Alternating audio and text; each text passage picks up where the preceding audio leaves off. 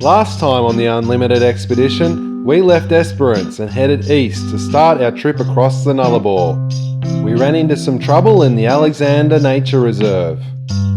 Once our trailer was back on its wheels, we headed to Cape Arid and linked up with the Overland Telegraph Track. This episode we continue on from where we left off in episode 27 at the astonishing Bilbunya Dunes.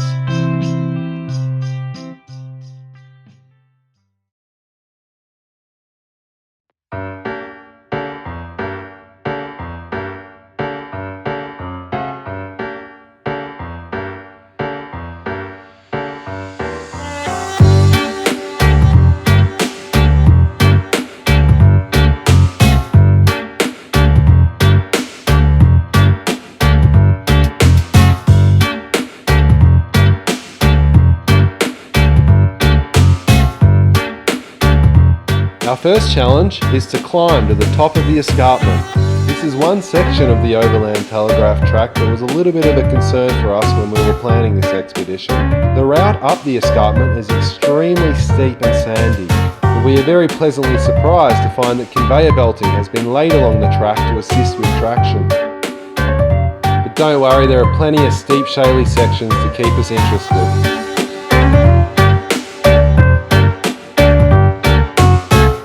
Once on top of the escarpment, the cliffs begin, and the views are incredible. The track migrates from sand to extremely shaly limestone.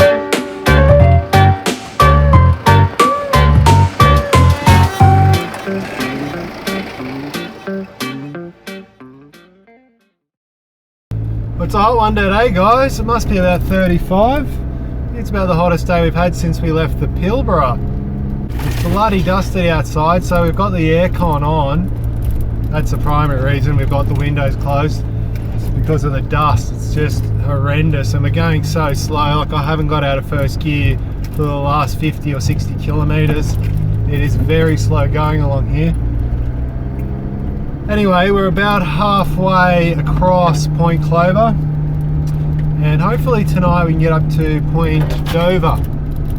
That's the aim. Even past if we can, but I don't think so. It's just so slow going here.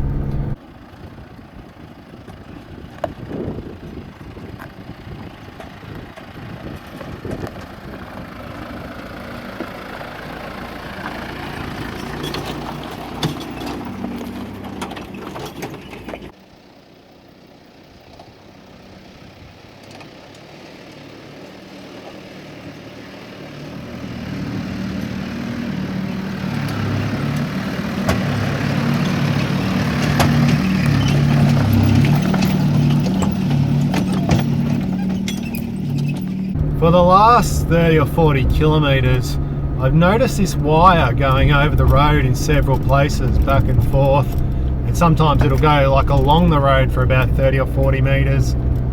I'm wondering if that wire is the old telegraph wire. I got out and had a look at it. It's about 5 millimeters in diameter. It's a solid wire. It's quite old and rusty, but still looking pretty solid. Could be a fence wire, but I don't see any other remnants of an old fence here. Here's an example of this wire. These bits are broken up, but most of it looks continuous. You can see it there. Actually looks like it's got paint on it. Runs all the way along here, crosses the road several times. See it there laying on the ground.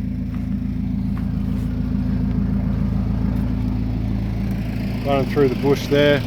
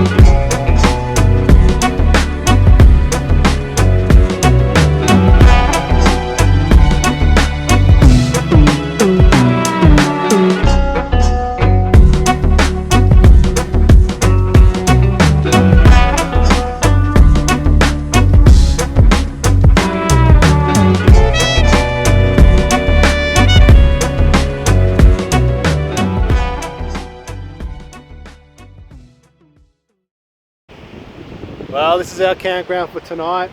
It's a beautiful, beautiful spot. It's not too windy either. I thought it was going to be really windy, but it's quite pleasant. That was a punishing drive today. It's easy to underestimate how strenuous it can be on a driver to sit in the saddle for 10 hours and tackle a track like that. Like, I think our average speed today was about 12 to 15 kilometers an hour. Anyway, I'm ready for a beer, that's for sure. Cheers.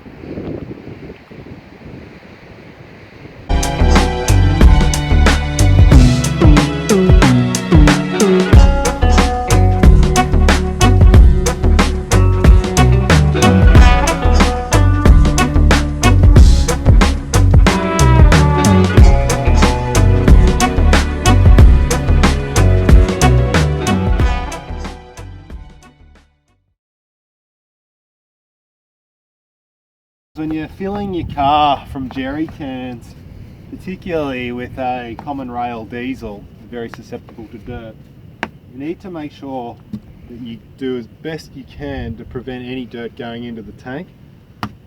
So what I do is I give it a really good brush off with a brush, and then I'm going to actually rinse off the top with some water, and I also clean around the cap.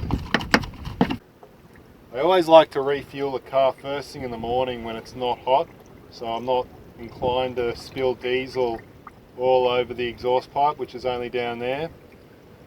It also means there's less vapours around, and if you've got a petrol car, petrol is very, very dangerous to be refueling with, so morning's the best time. You can see that I have actually spilt a little bit of diesel down there, even a little bit on my exhaust pipe. Now, it is diesel, it's not particularly flammable, but if I did this in the middle of the day, that could be on a hot exhaust pipe, and you know, who knows what's going to happen.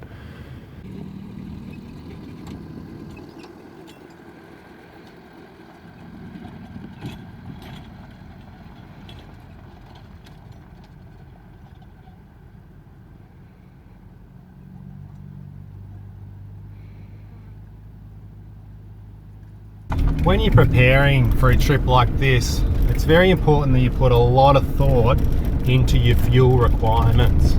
You need to do a little bit of a risk assessment on how likely it is that you are going to have to turn back.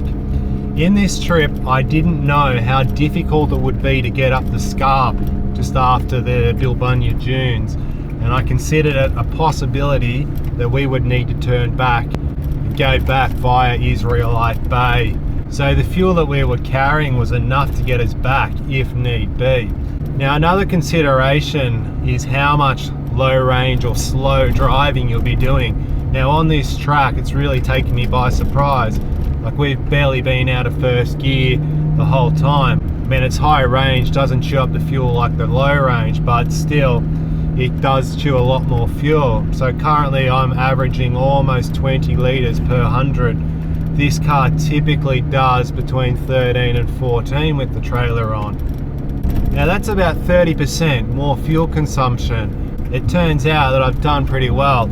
A, we didn't need to turn back, and B, the fuel that I've got is enough to get us to our destination with about 70 kilometers in reserve.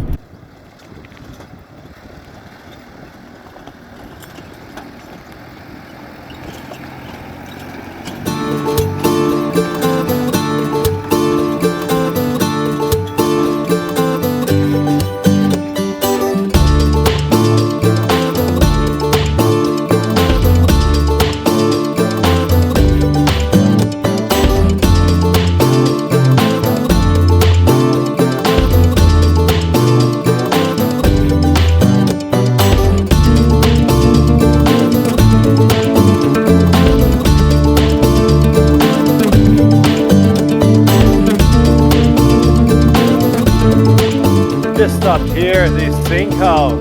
This country is quite notorious for having these sinkholes and underground limestone caves, and they just sort of cave in. Good example.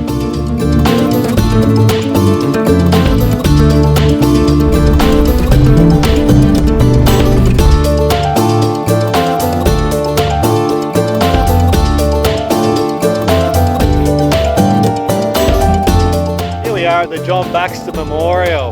Not a lot of people know much about John Baxter, apart from perhaps that the Baxter Cliffs were named after him.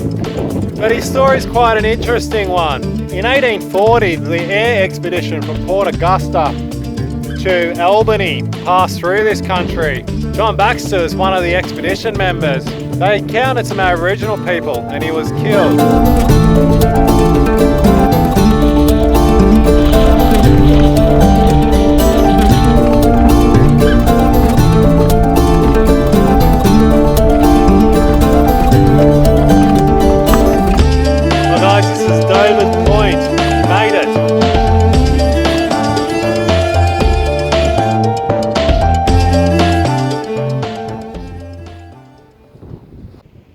Decided that we're not going to go all the way to the bird observatory. Instead, we're going to go to Caiguna, which is about 35 kilometres that way. The reason being is that the old bird observatory, which was the old telegraph station, it's about 80 kilometres that way, plus another 20 kilometres to get back up to the air highway. So we're looking at 100 kilometres at an average speed of about 10 kilometres an hour. We're pretty much at the budget of time for this expedition. I mean, I didn't think it'd take a full 3 days, to be honest, but here we are. And if we do this section, it's going to be a fourth day as well for sure. So I think we'll head back up to the air highway and then take the air highway across.